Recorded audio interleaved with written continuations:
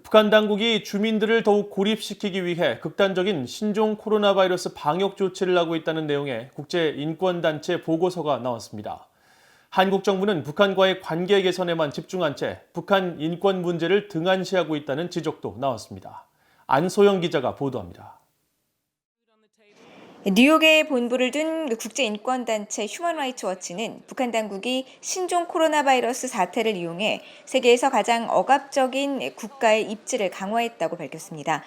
이 단체는 13일 발표한 2021 세계 인권 보고서를 통해 북한은 중국, 러시아와의 국경을 전면 봉쇄하고 공중 보건 기준이 아니라 극단적인 코로나 방역 조치로 주민들을 그 어느 때보다 고립시켰다고 지적했습니다.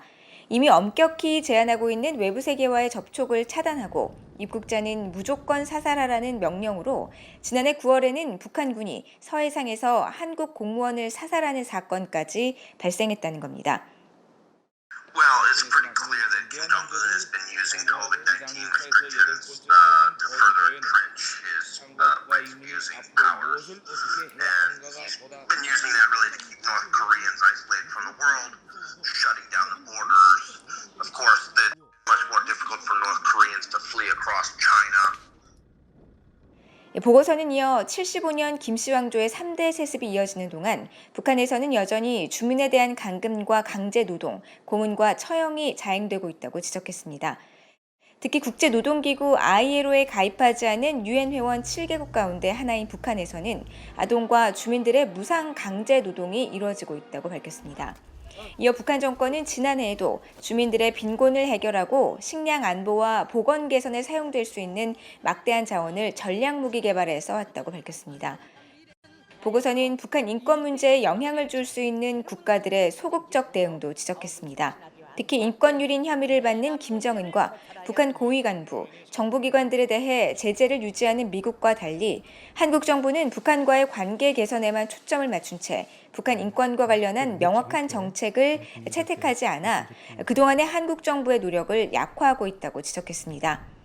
2008년 이후 유엔 인권이사회에서 북한의 인권 유린 실태를 고발하는 공동 결의안 발의에서 지난해 2년 연속 빠지는 등 북한 인권 문제 해결에 소극적이라는 겁니다. Respecting human rights and maintaining at least some following towards the principle of human rights. But it seems that he's forgotten all that as well.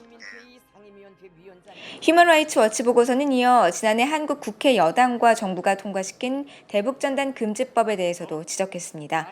표현의 자유와 대북 인도주의, 인권 활동을 범법 행위로 만들 수 있는 대북전단 금지법은 지난해 6월 북한 김정은 국무위원장의 여동생인 김여정 노동당 제1부부장의 대북전단 살포에 대한 비난 성명을 계기로 지정됐다는 겁니다.